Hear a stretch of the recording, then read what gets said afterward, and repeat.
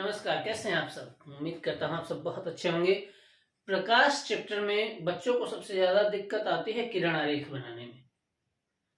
उत्तल दर्पण के किस स्थान पर रखी हुई वस्तु का प्रतिबिंब किस जगह बनेगा, या अवतल दर्पण के मुख्य फोकस पर वस्तु रख दी जाए तो उसका प्रतिबिंब किस जगह बनेगा, और इन सब के लिए कौन कौन से नियम हमें ध्यान रखने होंगे। इन सब में बहुत दिक्कत आती है। तो आज मैं आप लोगों को दो टॉपिक क्लियर करने वाला हूं। पहले टॉपिक में मैं ये बताने वाला हूं कि किरण खींचने के नियम क्या है, यानी प्रतिबिंब बनाने के लिए 3 नियम हैं, उन नियमों का पालन कैसे किया जाए और वो नियम है क्या। दूसरा टॉपिक ये होगा कि आप किस दिशा में चलेंगे तो धनात्मक और किस में ऋणात्मक लिया जाएगा। तो इन दोनों टॉपिक को क्लियर कर लें अगर हम, तो किसी भी स्थिति में रखी हुई वस्तु का प्रतिबिंब किसी भी दर्पण के द्वारा कहाँ बनेगा यह हम आसानी से पता कर सकते हैं। सबसे कॉम्प्लिकेट टॉपिक बच्चों को यही लगता है, तो इस वीडियो को आप लोग ध्यान से नोट्स बनाते हुए देखें ताकि आपको कोई दिक्कत नहीं हो। मैं पूरी कोशिश करूंगा आज कि आपको ये तीनों नियम समझ में आए, जिससे आपको प्रतिबिंब बनाने में बहुत ज्यादा हेल्प मिले। देखिए, पहला नियम क्या है। कोई दर्पण, यहां मैंने अवतल दर्पण बनाया है और एक मैं उत्तल दर्पण भी ले लेता हूं। ये उत्तल दर्पण मैंने बना दिया। इन सबका मुख्य अक्ष और ध्रुव, यहां भी मुख्य अक्ष और ध्रुव। इतना आपको ध्यान रखना है कि कभी भी आप दर्पण बनाए, गोलीय दर्पण बनाए, तो उसका मुख्य अक्ष, ध्रुव, वक्रता केंद्र और फोकस बना लें। इसमें भी इसका वक्रता केंद्र और फोकस बना लें। यानी आपको क्या क्या ध्यान रखना है।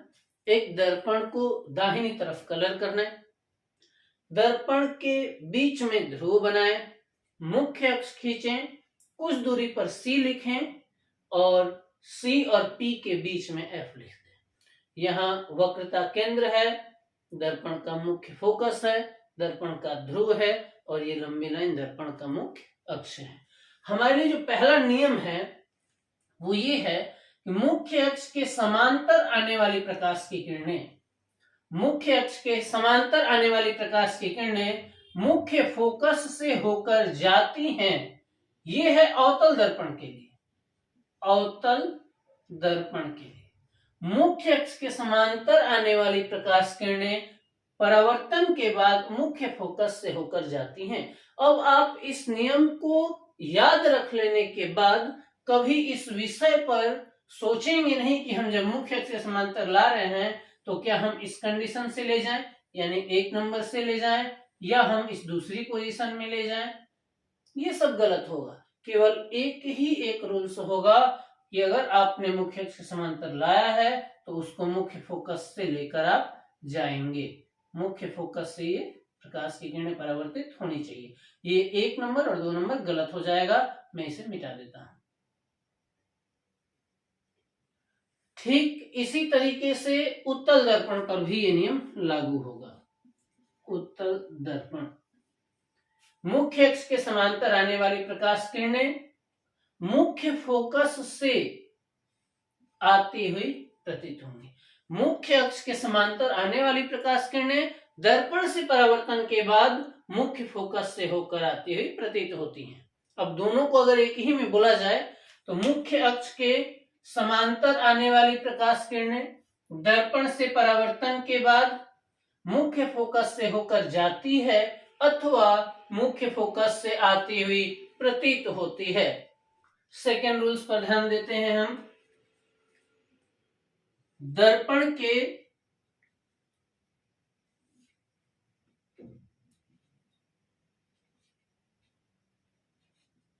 वक्रता केंद्र से आने वाली प्रकाश किरणें दर्पण से परावर्तन के बाद पुनः उसी मार्ग में वापस लौट जाती है। यानी अगर कोई भी किरण आप बिंदु C से लेकर आते हैं तो यहां पर टकराने के बाद जब परावर्तन होगा तो फिर से उसी मार्ग में वापस लौट जाएगी। इसकी किसी भी दिशा में परिवर्तन नहीं आएगा, यानी किसी भी प्रकार से दिशा नहीं बदलेगी। इसके बाद में उत्तल दर्पण का भी बताते चल रहा हूं, साथ ही साथ में दोनों। यहां दर्पण का ध्रुव है, यहां वक्रता केंद्र और मुख्य फोकस। वक्रता केंद्र की ओर आते हुए प्रतीत होने वाली प्रकाश किरणें, यानी ऐसा लग रहा है कि यहां अगर टक्कर नहीं होती, यहां पर पीछे कलर नहीं होता, तो ये प्रकाश किरणें यहां सी बिंदु पर आती। यहां बिंदु सी है, तो वक्रता केंद्र की तरफ जाते हुए प्रतीत होने वाली किरणें दर्पण से परावर्तन के बाद पुनः उसी मार्ग में वापस लौट जाती हैं। ये सेकेंड रूल्स है। वक्रता केंद्र के से जाने वाली प्रकाश किरणें दर्पण से परावर्तन के बाद उसी मार्ग में वापस लौट जाती है। और यहां है वक्रता केंद्र की ओर जाते हुए प्रतीत होने वाली किरणें दर्पण से परावर्तन के बाद वापस लौट जाती है। इन दोनों को अगर एक ही लाइन में कहा जाए तो दर्पण के वक्रता केंद्र से जाने वाली अथवा वक्रता केंद्र की ओर जाती हुई प्रतीत होने वाली किरणें दर्पण से परावर्तन के बाद पुनः उसी मार्ग में वापस लौट जाती है। थर्ड रूल्स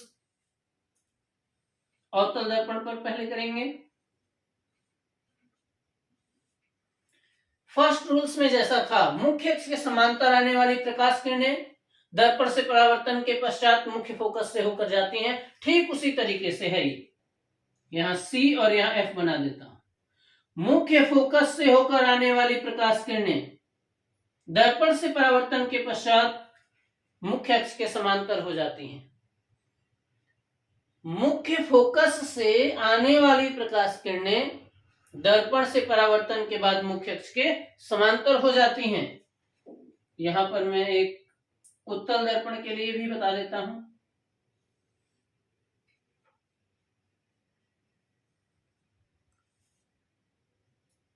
इसका ध्रुव ये एफ और ये सी।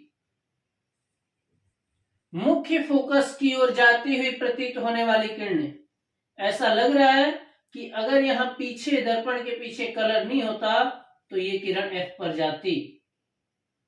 तो मुख्य फोकस की ओर जानती हुई प्रतीत होने वाली किरणें दर्पण से परावर्तन के पश्चात मुख्य अक्ष के समांतर हो जाती हैं। अगर दोनों को एक साथ कहा जाए तो मुख्य फोकस से आने वाली प्रकाश किरणें अथवा मुख्य फोकस की ओर जाती हुई प्रतीत होने वाली किरणें दर्पण से परावर्तन के पश्चात मुख्य अक्ष के समांतर हो जाती है। ये तीसरा नियम है। सिर्फ 10 से 15 सेकेंड में मैं आपको तीनों रिवाइज करवा देता हूं। देखिए, मुख्य अक्ष के समांतर आने वाली प्रकाश किरणें मुख्य फोकस से होकर जाती हैं अथवा मुख्य फोकस से होकर आती हुई प्रतीत होती है। दूसरा नियम है, वक्रता केंद्र से जाने वाली प्रकाश किरणें अथवा वक्रता केंद्र की ओर जाते हुए प्रतीत होने वाली प्रकाश किरणें परावर्तन के पश्चात उसी मार्ग में वापस लौट जाती है। तीसरा नियम है पहले के ठीक अपोजिट, यानी इसमें समानांतर आके फोकस से जा रही थी, इसमें फोकस से आके समानांतर हो जाएंगी। मुख्य फोकस से जाने वाली प्रकाश किरणें अथवा मुख्य फोकस की ओर जाते हुए प्रतीत होने वाली प्रकाश किरणें दर्पण से परावर्तन के पश्चात मुख्य अक्ष के समांतर हो जाती है। इस नियम के बाद, इन तीनों नियमों के बाद हमें सबसे ज्यादा जरूरी ध्यान रखना है चिन्हों को, कि कब पॉजिटिव लिया जाएगा, कब निगेटिव लिया जाएगा। तो चलिए अब हम समझते हैं पॉजिटिव और निगेटिव चिन्ह कैसे लिए जाते हैं इस बारे में। अब मैं जो टॉपिक आप लोगों को बताने वाला हूं वो टॉपिक सभी अंकित प्रश्न के लिए बहुत जरूरी है। अगर आप लाइट चैप्टर का अंकित प्रश्न कर रहे हैं तो इस टॉपिक के बिना हो ही नहीं सकता। चलिए शुरू करते हैं हम चिन्ह परिपाटी का नियम। चिन्ह परिपाटी के नियम में मैं उत्तल दर्पण और अवतल दर्पण दोनों को क्लियर करते चल रहा हूं। पहले बनाता हूं मैं अवतल दर्पण। ये देखिए अवतल दर्पण। अवतल दर्पण के मुख्य अक्ष को मैं एक्स अक्ष की तरह मान लूंगा और इससे एक स्पर्श रेखीय लाइन वाई अक्ष की दिशा में खींचकर इसे मैं वाई अक्ष मान लेता हूं। ये वाई अक्ष की तरह कार्य करेगा और ये जो इसका ध्रुव है ये मूल बिंदु की तरह कार्य करेगा। आप सबको पता है कि निर्देशांकों में एक्स अक्ष दाहिनी तरफ धनात्मक लिया जाता है, तो यहां भी अगर आप दाहिनी तरफ चलते हैं यानी P से इस दाहिनी तरफ इधर कोई भी बिंदु लेकर और उस तरफ गति करते हैं तो सारी दूरियां धनात्मक मानी जाती हैं। लेकिन कुछ नियम है इसके, जैसे दो बातें आप हमेशा याद रखोगे। पहला, दूरियां सदैव ध्रुव से मापी जाती हैं। दूरियां सदैव ध्रुव से मापी जाती हैं।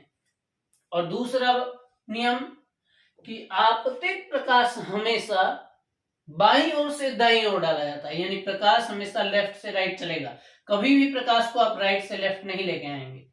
आपतित प्रकाश सदैव बाईं ओर से दाईं ओर आएगा।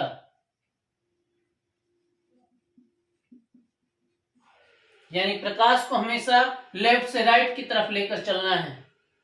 सबसे पहले हम इन दोनों बातों का ध्यान रखेंगे, उसके बाद दिशाओं को निर्धारित करेंगे। जैसे आपतित प्रकाश, आपको पता चल गया कि हमेशा लेफ्ट से राइट की तरफ आएगा। यहां मैं पहले उत्तल दर्पण भी बना दूं ताकि दोनों पर एक ही साथ हम समझते चलेंगे। ये y अक्ष, ये x अक्ष, ये ध्रुव है इसका, जो मूल बिंदु की तरह व्यवहार करेगा। हम सबको पता है कि उत्तल दर्पण का मुख्य फोकस और इसका ध्रुव, वक्रता केंद्र दाहिनी तरफ रहेंगे। जो भी प्रकाश किरणें आएंगी वो लेफ्ट से राइट आएंगी, तो प्रकाश के विपरीत दिशा में चलने पर दूरियों को ऋणात्मक लिखा जाता है। प्रकाश के विपरीत चलने का मतलब है कि आप प्रकाश को इधर से ला रहे हो लेफ्ट से राइट, और आप P बिंदु से इधर चल के आ रहे हो। जैसे मान लो आपने वस्तु यहां रख दिया और इसका नाम दे दिया A, तो PA की तरफ आए हो। क्योंकि हमें यह भी ध्यान रखना है कि हम AP नहीं लिख सकते हैं, हम हमेशा PA लिखेंगे।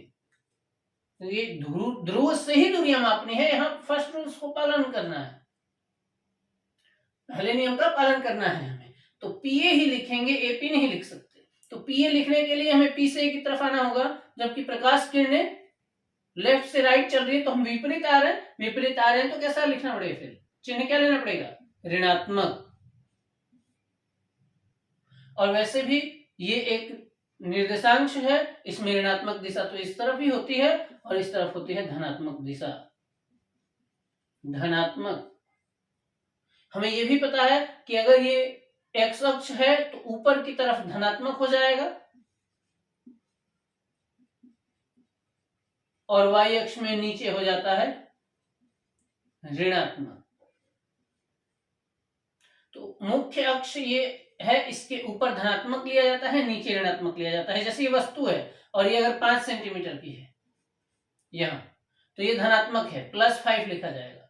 मान लीजिए इसका प्रतिबिंब कहीं अपोजिट बन जाता है, नीचे बन जाता है सपोज, तो अगर मुख्य अक्ष के नीचे बना तो वो ऋणात्मक लिया जाएगा। हमें ध्यान रखना है, मुख्य अक्ष के ऊपर धनात्मक, नीचे ऋणात्मक, और ये आपतित प्रकाश की दिशा है। आपतित प्रकाश की दिशा।